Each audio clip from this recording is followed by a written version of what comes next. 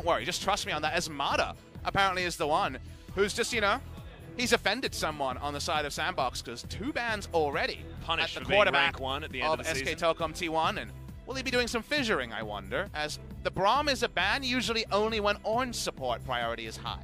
And Mada is also one of our on support players as well. Theoretically only alongside the Mordekaiser in the Awesome Dude meta, but certainly is still a thing that can happen. Is the Lucian going to be taken away from Ted? He hasn't played it so far this season, but he's wanted to. Yes. It's just been banned all the time. Yes, no prediction. Will we see the solo queue abuse duo of Mordekaiser Leona or Mordekaiser Ornn in LCK Spring 2019? Oh god, I really hope so. I think we get one game. There's so many. We play 18 best of 3s for everyone, so I hope we see some Mordekaiser, and I can complain about Drake control like I always do. See what SK Telecom wants to last ban here. They, like Griffin, haven't been as bound to banning the OPs, and they're going to target ban OnFleek's Camille. I like this because OnFleek, again, next to Canyon, has been outstanding. An easy choice. And now we got Flex Aatrox, so the cost is definitely going to be significant to SKT's draft. Well, Galio, first opportunity for SKT to actually pick up this champion. They haven't played it so far in their first 4 games. They can lock it away if they want to. Akali also still available, and Chovy made that champion look about as OP as possible with a 4-level advantage over the jungle. Still, if they lock in the Galio, I don't know if the Twitch chat can go for the new champion PogChamp for Faker because, you know, he's played 4 games of Urgot this season and every other season for the last 2. I want new Keystone PogChamp. I need new Keystone PogChamp. Ooh. Oh, he needs to just...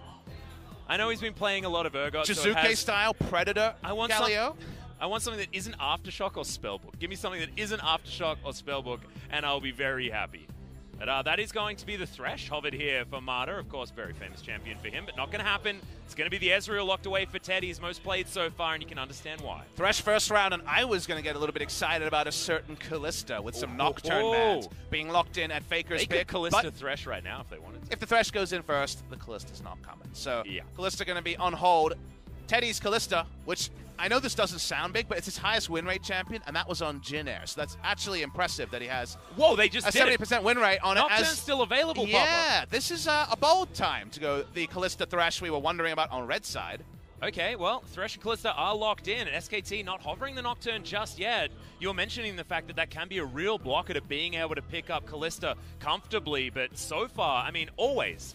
Ghost has been a Kalista player. That has been his champion forever. Since he started in the LCK, certainly was.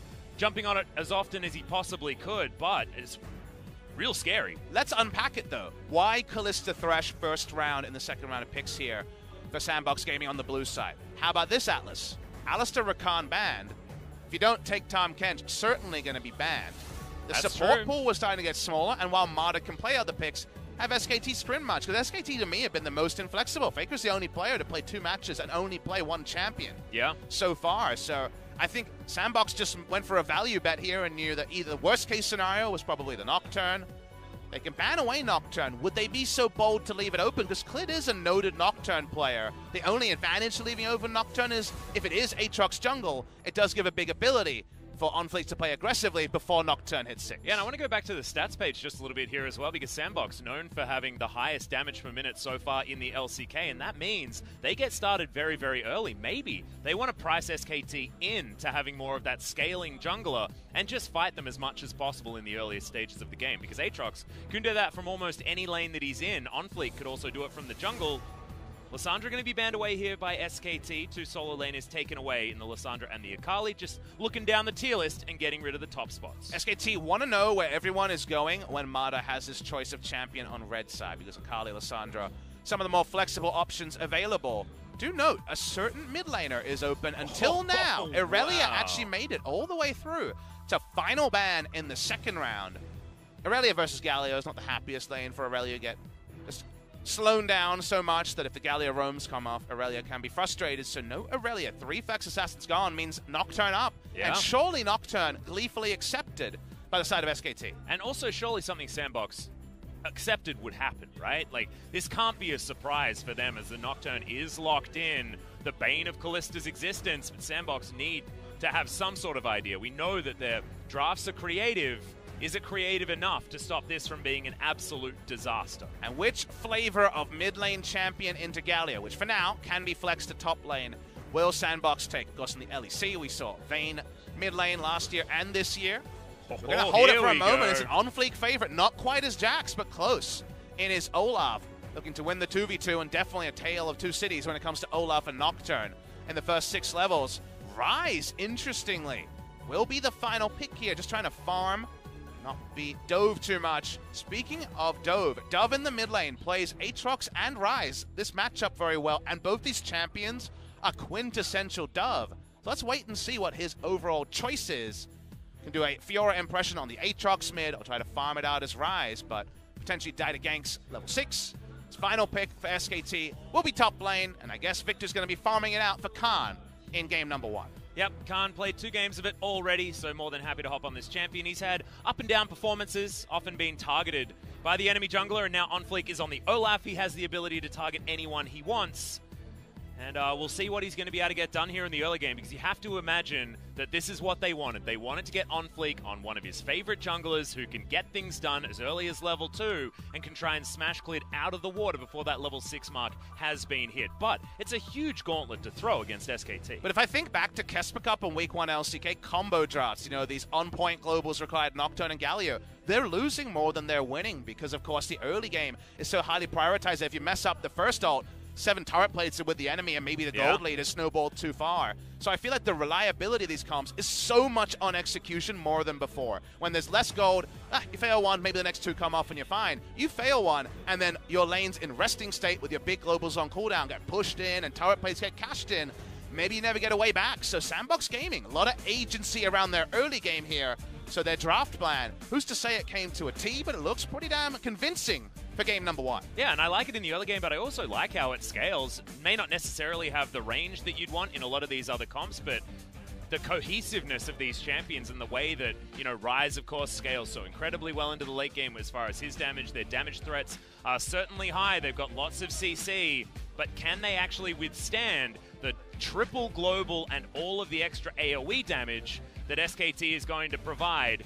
That's the question on everyone's lips, because their composition looking much more 2019 than what Sandbox have put together. Look at Olaf's KDA in the first 15 minutes. It will tell the tale of if Sandbox Gaming can take down SKT, or whether SK Telecom T1 can wait for their moment.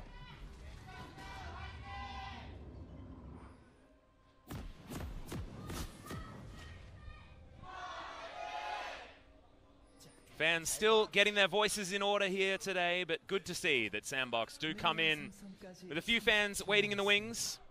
I just look at this composition, it makes me excited, Pop Smithy. Sandbox's comp just looks like a whole lot of fun. Imagine getting the Aatrox in there. Low ranges, yes, but the damage potential, the pick-off, and the complete chaos that they can provide in a team fight is going to be very, very fun to watch if they can get to that point. And can SKT be better about turret diving Callistas than we saw come out against Ghost last time? Remember, summoner spells on AD carries are not overlapping. Heal for Ghost. Not going to take teleport on Callista, too risky. Nope. Teleport on the side of Teddy. No unsealed spellbook, no heal. Means the Sandbox Gaming, they think Olaf is going to be dictated to solo lanes. I tend to agree on that. And thus, they feel like Marta can get away with laning with no heal on the side of SKT. Yeah, give the Guardian over as well just to make sure that that laning can be a little bit better. Allow Teddy to utilize the teleport a little bit more effectively there as well. But no heal could be a little bit dangerous as it's a solo start. Clid is not subscribing to the meta that not everyone, again, this is actually not in agreement yet, but there was, of course, a lot of talk about Inspiration second Futures Market on Warrior Enchant champions. Clid, when I've looked at his solo queue, hasn't been going that route. Does go for the stopwatch here, which lets you know that, hey, turret dives are coming. Yep. We well knew that, and that is confirmed. So no mainlining of the Warrior super early, but it's Nocturne. We know a lot about how he works. Unless you're Tarzan and you pull off a level 3 turret dive like he did yesterday. Yep. Is en route to get down there, but not sure whether he's actually going to go for it this time around. Scuttle Crab going to be taken by On Fleek on the top side of the map. You can see Khan playing a little bit further back here, understanding that that level 2 mark is going to be scary. And speaking of scary, the playback onto Teddy, but he wants to take down Ghost already down to under 200 health. Very weird for Joker to choose to take that trade at level 1. Yes, you have the summoner advantage in combat summoners, but that was never going to be a trade up there. Joker does have the assistance here of the Callista ultimate to get over some of his problems with accuracy on the death sentence when we've seen him on this champion earlier, but got to play your laning trades smarter, and that one was definitely a misfire from Sandbox Gaming Spotlight. Yeah, and also playing against Teddy with the red pot as well that he's picked up from the Klepto. So just a whole lot of things not working out in favor of the Sandbox bottom lane. Olaf is making his way down towards this bottom side as the wave's being held onto pretty comfortably by SKT towards their side of the jungle, their side of the map. Which does make sense considering the fact that they don't want to give On Fleek any opportunity to get a free gank. And myself, Atlas, I'm so excited to see, can SKT pull off what they did in Game 1 of their last series against the Afrika Freaks and the Camille jungle we saw come out from Dread. You remember, their early warding to shut down Camille was a work of art. They were so on point with lighting up the rift, specifically just above where Olaf is on the mini-map, the ward, to see the hook shot over the wall of that river brush. It was really poetry in motion when it comes to vision, and we haven't seen vision of that level from other teams so far in week 1 of the LCK. So you know what On Fleek's all about. It's tracking the enemy jungle and being aggressive, and so far, Clid's staying away from him and getting his camps as well. Yeah, Clid's actually having a great time.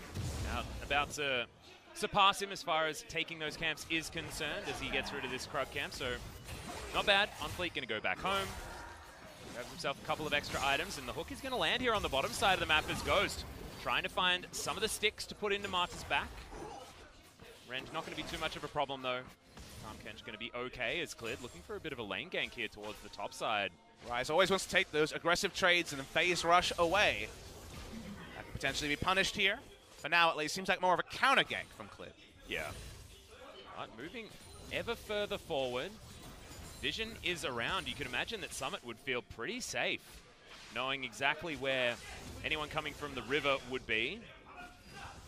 Now has to be a little bit more careful. He's not going to bite off more than he can chew. He's staying a long time here because there is no river vision at all on the side of SKT. Yep, not gonna bite. Sometimes you next level, sometimes there's no one there. It's just that phantom feeling that perhaps the counter gank is on. On Fleek will reveal his position by using the vision plant on the red side jungle here. He wants some raptors. We'll talk a lot about raptor control when we see our first Kane of the LCK, but Olaf, no slouch either. Yep, not quite up to the Canes just yet here in the LCK. LPL a little bit further ahead of us on that particular pick. Very much Ning. Still the best jungler in the world. 5 MVPs in a row. Tarzan, get on his level. Oh, I know. It's depressing. Not even picking up 1 MVP yesterday, Foxmitty. China always a step ahead so far recently, Atlas. Yep, what happened to Griffin? You know, we were there for it. It was sad. It was really sad. And then I cried about it on a Riot pregame, and here we are now. Let's fast forward to all right. Griffin looking pretty good, and Griffin no doubt watching on as SK Telecom T1, soon to be their opponents in a week's time, have a pretty tricky handful of an assignment here against a Sandbox team that, understandably, a lot of SKT-only fans would know nothing about. Yeah. And after that trade that happened pretty horribly in the early game for Ghost and Joker, everything has equalized, 49-52, no worries there whatsoever. The teleport now on cooldown for Teddy. Ghost being able to go back pretty freely and get himself his Berserker's Greaves. Summit gets himself the passive shield. He's going to be able to win out that trade against Khan, but so far this top lane feels like a farm lane, and who's that actually working out for, Papa? If you're the Victor, are you happy to just go CS for CS against a Ryze? I think Ryze gives you more in a team fight, reliably, but Victor with free farm is so useful for delaying games, and he provides wave clear alongside the Galio to delay things out, to allow Teddy to hit his 2-item power spike we love speaking about. So I think it's a little bit of a wash there, Atlas. I'm very interested to see the build here, because you could definitely go Adaptive Helm against double AP and all the Teddy burst on the Ryze. You don't amp any of your allies' damage, but you become supremely tanky very early. A lot of options here for Summit. And if you scale next to an Ezreal, very hard to do it as well as the Prodigal Explorer, as Teddy just flies out Qs and knows that the good times are rolling in about 15 minutes. Yep. Speaking of throwing out Qs, Joker continuing just to basically throw the death sentences off cooldown. Not getting punished for it too much so far in this early game, as Teddy's going to get pierced. Still on patch 9.1 today, guys. 9.2 just went live on the Korean server earlier today, so I don't know what that means about next week's patch. Chance we're on 9.2, chance we're on 9.1. But Kalista rework, well, at least the adjustment in this patch, a little bit stronger in the early game, much stronger in the early game, went away from the Thresh, the Oath Sworn of the Kalista. Otherwise, not as good at taking those Drakes as Sandbox found out in game number 1 last week. Yep, Also, they just found out that hooking Teddy is not necessarily going to net them too much, as Marta can just gobble him up. A lot of trolling going on with Thresh, Tahm Kench, Ezreal, and Kalista in the bot lane. Yeah. Gonna need that Galio Nocturne synergy. We haven't mentioned Nocturne much. He's a couple of camps behind the Olaf, but let's see if they can get the double control ward bot side we always talk about as the gold standard with a Galio draft, because playing to your control ward line usually suggests whether the top or the bot lane gank is coming from the first hero's entrance. Yep, exactly. Still looking for OnFleek to actually make a move around here as well, as Sandbox shove this way forward. We'll get up. Look for another back. Joker and Ghost both just going to go on home, get some more items. Probably a Bilgewater timing here, you'll imagine, from the Kalista. Yep. Depends on gold values, and seems like for now that's not going to be... I actually saw a rejuve beat there. That's not what you want. That's called the control ward misclick. Hate to see it. Well, if that's Ghost's biggest mistake of game number 1, you know what? Yeah, I respect ain't bad. Ain't bad. And Summit just going to come pick up this minion wave that's heading towards the top outer turret, and so far everything being very quiet. In vision, Marta going to go back home. Teddy without the teleport just yet, as here's the paranoia straight towards the top side, and that is just a dead rise. I spoke too soon. The action immediately followed. Very squishy rise build. No health in the build. No catalyst that we were wondering we might see on the way to a Rod of Ages, or in fact, the adaptive helm, so the turret plates will roll in as well. And only a Mountain Drake as a consolation prize for Sandbox game. Yeah, exactly. So Clid gonna help out, grab himself 160 gold here off the back end, and OnFleek says, well, I got a dragon, I guess, but I take 2 turret plates and a kill that's first blood every day of the week. Well, because you just return to the lane, and it's a squishy no-flash rise who will die instantly to the next Nocturne gank, or maybe even Galio. Yep. Coming for a visit. We wondered about the Rise Aatrox when it came to where to lane them. See if Summit can come back, because it's been his good laning that's been his trademark so far in LCK Spring. Different class of opposition, so the results may vary. Yeah, absolutely. Able to waddle his way back up there, though. Should be able to farm out some more minions, and he's got 700 health, so, you know, if anything hits from Victor, Nocturne can do the rest. Very nicely done, and the communication between lanes with Clid. Great interview from Clid talking about how Faker needed to incorporate Clid's playstyle more if SKT was going to succeed as this anointed Dream Team lineup. Seeing him play around Khan as well. Khan and Peanut had great times in spring, not so great times in summer, but the good times rolling for SKT so far. Absolutely. Only a first blood to go down, though, and that is only going to be about 300 gold the difference. So still opportunities for Sandbox to fire back, and Joker is out of his lane. He's got the Mobies.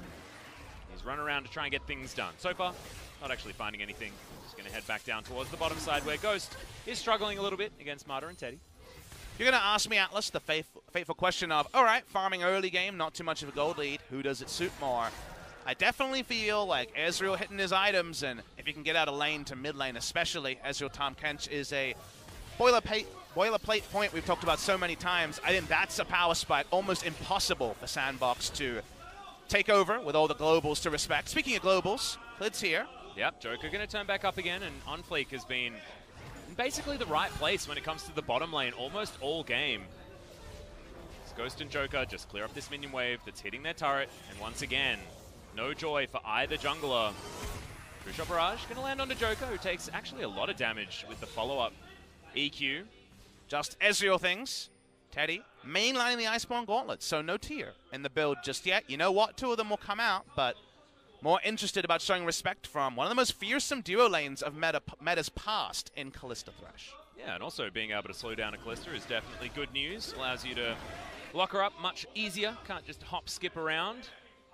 Speaking of hop skipping, some Goomba Stomps are possible. They know the Sandbox are on this Rift Herald. Yep, Paranoia available here as well. OnFleek wants to be able to grab this one. Good knockups here from Dub. Wants just one combo cleared.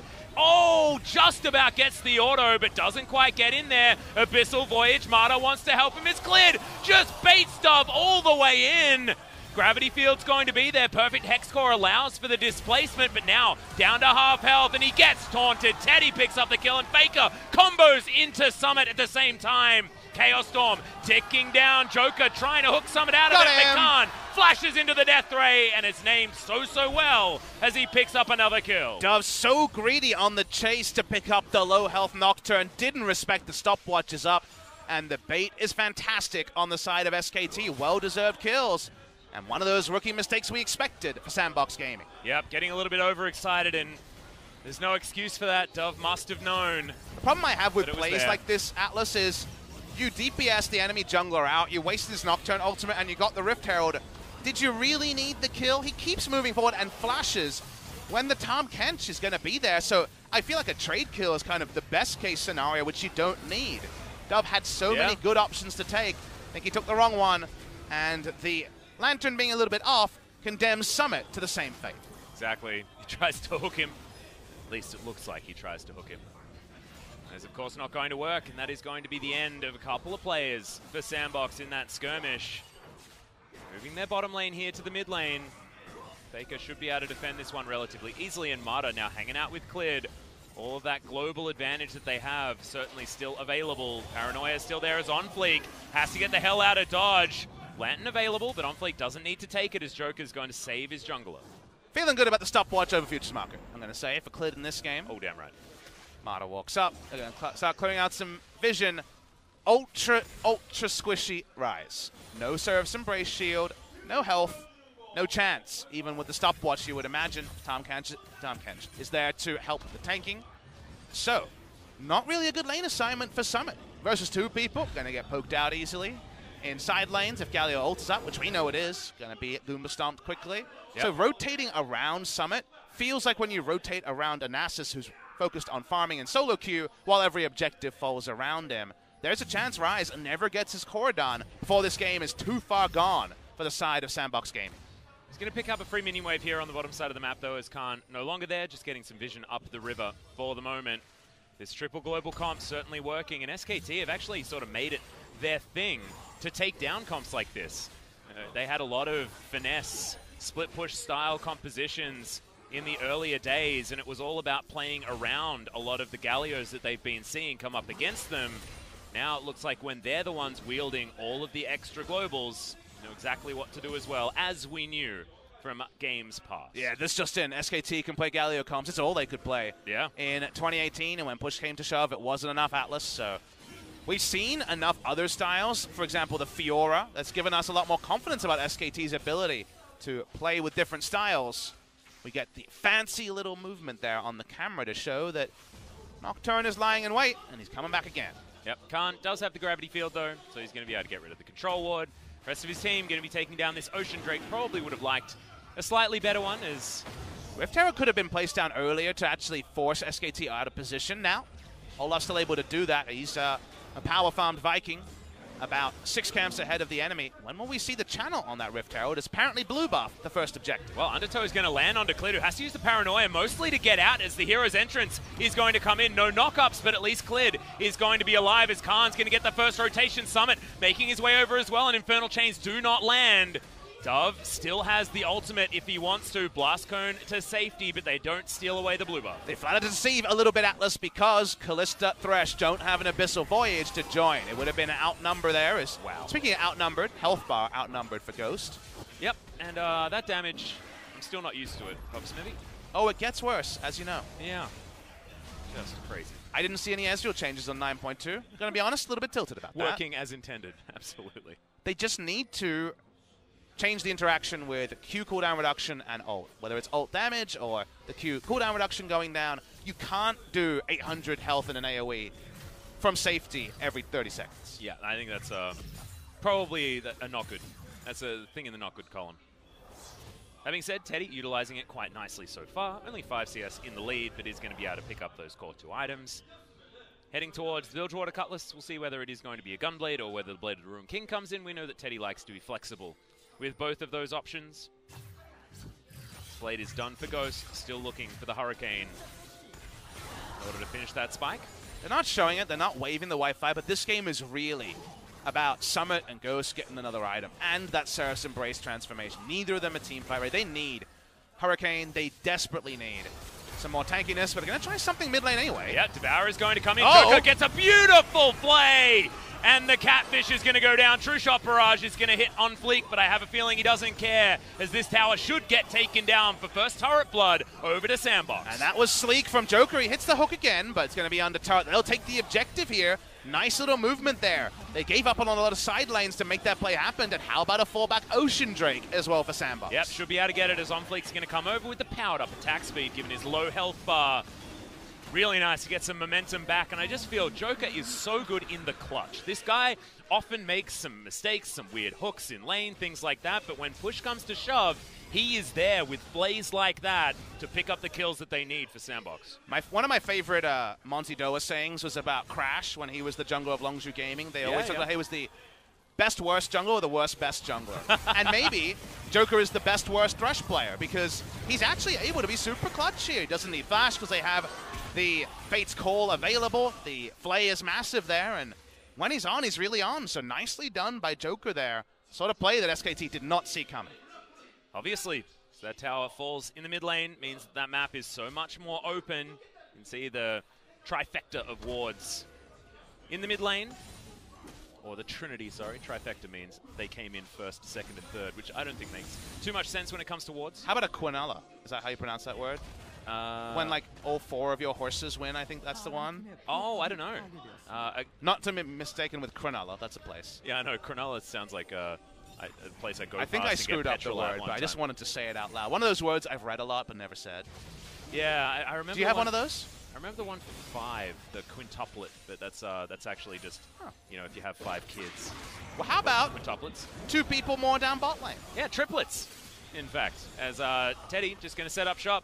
Try and take down this turret. Doesn't look like there's anything Sandbox can do. They're pinging desperately to try and get something from this, but can't find anywhere to actually fire back against SKT, and they'll take the objective for free.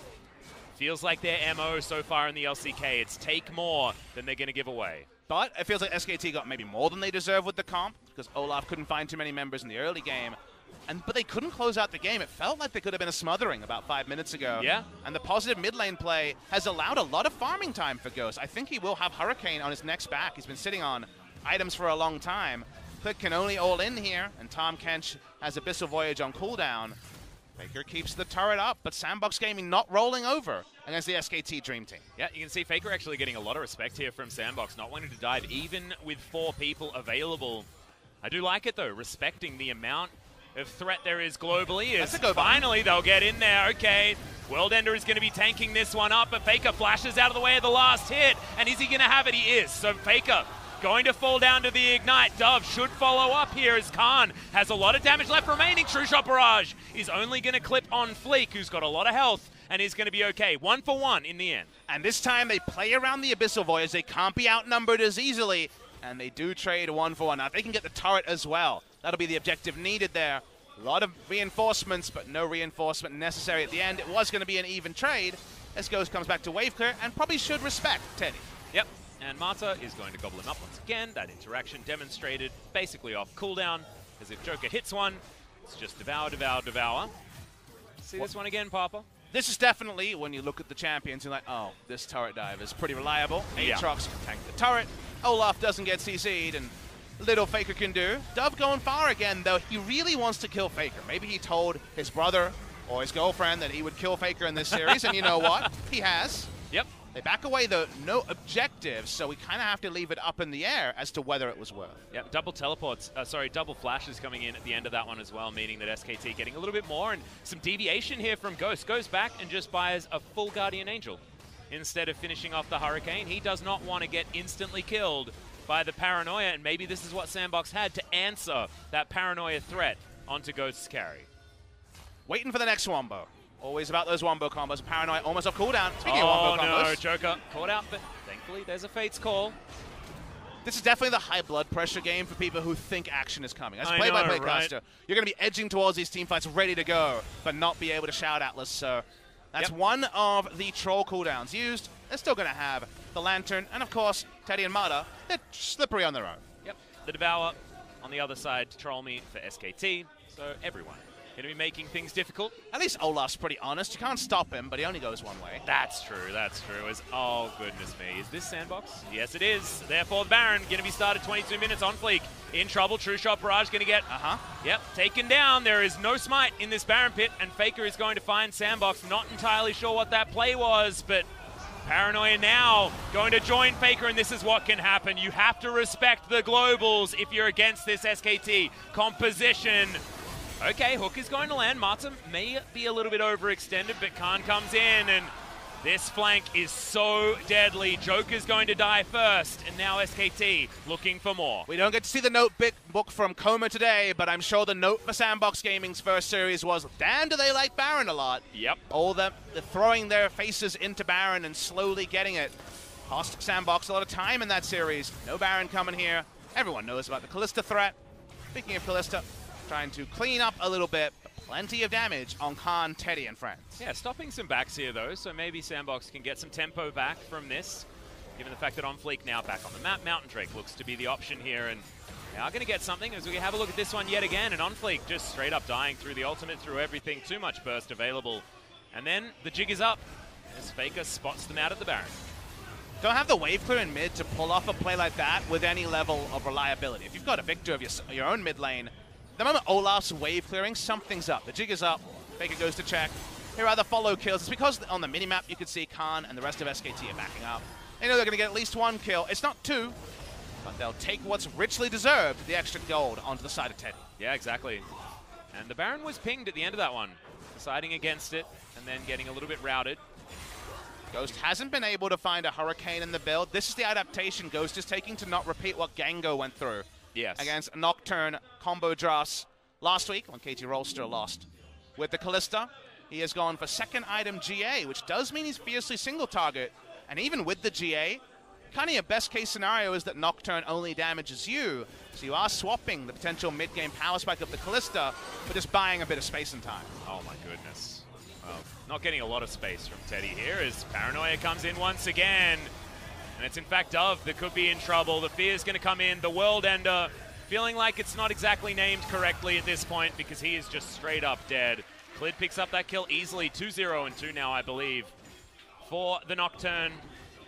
Welcome to a global draft. Playing from ahead in the mid-game, Atlas. Press all your buttons. No counterplay available. Dove will die. Anyone sidelining that like that will die. And SKT able to do it in bloodless fashion. They'll get an inner turret and maybe even more. Well, On Fleek doesn't want to let it go without a fight. Khan, a little bit out of position here, doesn't have teleport, so 4 members of SKT are around, but 20 seconds still on Dove, meaning that you can't get a man advantage against this squad at this point in time, given the pick availability that SKT just capitalized on. So Summit going to take a death ray, and On Fleek just can't find a way in as Joker could potentially be caught out here as the Iceborne Gauntlet needs to be respected from Teddy because he can just jump on top of anyone at any point. And On Fleek's build is a solo queue build or a snowballing build. He's gone Black Cleaver, which pretty normal in solo queue, but from behind will not be able to buy time against Teddy for as long as you might want. And because they didn't get many kills in the mid game, may not be able to fill much of a role in the next team fight. So some problem solving required. Guess what? The answer's Baron. 5 members. Once again, on top of it, Paranoia just comes back off cooldown. And 50-50, it's baby. taking a lot of damage, exactly right. This will actually go down as Clid gets into the pit. It's Teddy! No, it's not! The Baron taken down. On Fleek is going to die as Ghost desperately trying to get out of here. Dove is going to survive. Joker's going to be there, so they will have some Barons left. But is it worth it to lose 3 people for it? I'm not entirely sure. 2, maybe 3, no. And it was just the most telegraphed play. Reminds me of MVP in seasons past where they were just about the 50-50. Speaking of 50-50, how about a 4th kill on top as Teddy? He's no slouch in the damage department. Yep, hanging out between turrets. Just comfortably able to work out the ranges very nicely there. As, yeah, Joker and Dove, they do have a Baron buff around them, but they're losing the majority of their base and any semblance of map control. Negative Baron buff power play. In case you guys watched OGN, you'd know that the numbers we showed was just purely gold earned. Now we actually have relative gold, so including the Baron gold, well, SKT have more gold after that Baron play. And it's to the tune of quite a lot as well. 1,200 as we have a look at this one yet again. Let's watch the ordering here, because I was wondering with the nerf Rend when you smite and when you Olaf actually dead before he could smite and just the Rend comes through, so Clid too early and a Rend comes in. It could have even been similar timing, right? Yeah. On that particular play. So if you think about the prisoner dilemma, if you think about high risk, low reward and things like that, it was super high risk of just straight up losing the game if you also lose Baron. But I guess maybe if we're being glass half full, a medium reward because it was only ever going to be on a couple of members. tells you that perhaps the shot call is off, but maybe they look at the game, say they made too many mistakes in early game. That was the most they could hope for. Is here comes Nocturne. Yep, Dove is not hoping for very much here, as Worldender is at least going to keep him alive for a little bit longer as Summit tries to get in amongst it, but it looks like SKT have God mode on. They just don't take damage as Chaos Storm does exactly the opposite. Summit now with half health, gets himself a shield, but he is going to die. Cliff gets on top of him. Hero's entrance just to create a party as Joker's going to be the next one on the chopping block. Teddy was taken out as now Ghost looking for a little bit more. That there is still damage availability. As you can see, Khan is so incredibly strong. Klid's got a GA, and Ghost now just trying to run for his life. Let's see if the Yakety Sax can at least buy time for Sandbox. Stop Waves from being pushed in and the base broken. Faker wants to say no. Yep, Justice Punch is going to come in and Proto Belt's going to be there, so Dash Cannon try and get him away. Ghost just trying to hop his way out as the taunt not going to get there. Now trying to turn this one around, but the burst damage from Khan should be enough to get there, and it is. But man, that was almost too close for SKT fans. And yet still calculated overall because Stopwatch available. Stopwatch used no kill threat onto Faker. And I watch the replay here. Dove pops the ult very, very early. They actually kite it out and kill him, so he dies just as the ult coming through. He's already into the kneeling phase, and Summer's not a frontliner. He's been too squishy this whole game to occupy any time. And like you say, the God mode is just because SKT says, don't really care about the enemy. I just want some kills. Yep, the hook onto Teddy was really nice. I was watching Summit at this stage just getting taken out on the top side, and SKT, the unit still there despite losing out on their AD carry. Mountain Drake going to be the first for SKT. They don't want to go blank on any objective. I realized the joke I made there. Oops. Yeah, that was a cute one. Wasn't on purpose. We return to the game, though. I think Sandbox have kind of one more roll of the dice. It's an all-in roll. It's double or nothing, Atlas. Well, I mean, what do they like? They like making double or nothing plays, and they'll probably make one of those in about 3 or so minutes' time. That Baron is going to be coming back up. Just to check in on some items, we've got a pretty sweet book coming in for Faker as the Maji's Soul Stealer on top of the double penetration. He's got a lot of gold now as well, but still actually behind Dove, who's been farming a hell of a lot, despite the fact that he's died 4 times so far this game. 040141 lets you know that whenever they've tried to get greedy for farm, the farms come in, but hasn't actually been a lead because kills are going the way of SKT. The moment you play 1-3-1 and Nocturne's ahead, the 1-3-1 falls apart pretty fast, Atlas. Yep. But like you say, well, you know, Sandbox's Baron is up in a minute 50. They gotta give it a go. Here we go. Well, base isn't broken also, and because they went YOLO for the Baron, they were able to stop SKT from actually picking that one up, which has slowed them down. As far as getting in there, Teddy is around this point though, and they will have so much topside vision. Bottom side vision is great for Sandbox, but what is that exactly giving you? As the Ocean Drake is going to be spawning in 4 minutes time, and that is what having bottom side vision is for. So not exactly the highest bounty to be claimed from that one, but Hurricane's now done for Ghost. He should be able to at least dart a little bit more effectively around these fights and stack that Ren more nicely as Dove, once again, just in trouble. True Shot Barrage, not going to land. At least the Umbral Dash is going to be able to get Dove out of death range, but man, he almost had to pop the ultimate because Ezreal was going to solo it. Yep, I'm wincing about that Ezreal damage. As SKT, now they know that Sandbox is going to be pretty far behind in terms of wards when it comes to this Baron, which spawns in 50 seconds. And to your point about hopping mad Kalista potentially salvaging something, the problem is Galio and Victor press their W buttons, and that's kind of most of a choke that Kalista can't bounce through. And while Ryze, Olaf, Aatrox all have different ways to put some threat onto the backline, I feel like Ezreal is going to be putting out a lot more reliable damage than Kalista with all that zone control, and that's not even incorporating something like Paranoia. So, in effect, I don't see too many team fights that can be won by Sandbox. So all we can do is inspect how they approach the Baron, which is their last bastion of hope. Absolutely. Feels like they live and die by the Baron. 8 seconds now to go before that one is back off cooldown. It's respawned, if you will, as Abyssal Voyage going to get Marta into this mid lane. Still playing like the Abyssal Voyage has been changed, as the hook is going to land onto Teddy somehow. Devour going to be in there, but the Flay is back. Coming out onto Marta. Fate's Call is going to be used not for the CC, as the first kill is going to be onto the GA of the Nocturne, and Joker is still alive. But look at these health bars. They are limping out of this fight, and Ghost is going to be the first one to go down. That damage potential certainly not going to be there, as Ghost spots Teddy, just gives him that double kill, and SKT should be able to at least break open the base, if not grab themselves a Baron. And try the finish maybe even here as well with a Mountain Drake. Not going to take that brush. That would have been cha-ching for Khan, but here's someone else. Oh, to check the brush. Ezreal does it even safer.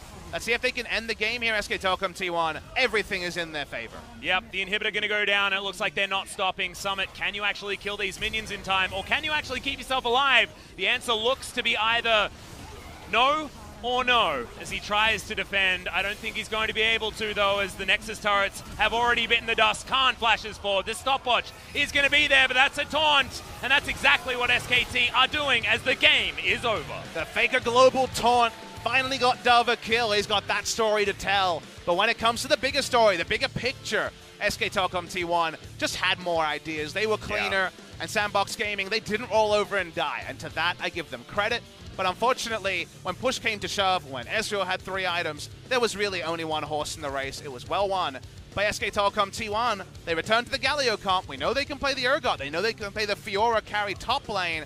And now they go back to the 2018 bread and butter. They pilot that pretty well as well. Yep, and it's a little bit weird that Sandbox decided to give over the Nocturne after first rounding the Kalista. We were wondering whether they had answers for it. We thought the draft was cute. I liked the champions that they picked up, but just the amount of answers that SKT had for everything Sandbox were trying to do was just overwhelming. And when the answer is, we can build Guardian Angel second on the Kalista, I think you got bigger problems. Yeah. You need the Hurricane. You need 2-item Kalista to be that big factor it's been in previous Kalista metas. Instead, they had a Kalista that couldn't get anywhere or do much damage and everything else. On Fleek had some good moments, got the first blood for his team on the blue side, but Clid kind of played around the Olaf's invades a lot cleaner than we saw, for example, Score, who was undone by an enemy jungler when King KT played their first series. So, again, not a wholesale throw out the game from the side of Sandbox, but you do see the greatest hits of things that didn't really work, and it didn't feel like a 4-0 team versus 4-0 team when the Nexus exploded. Yeah, the thing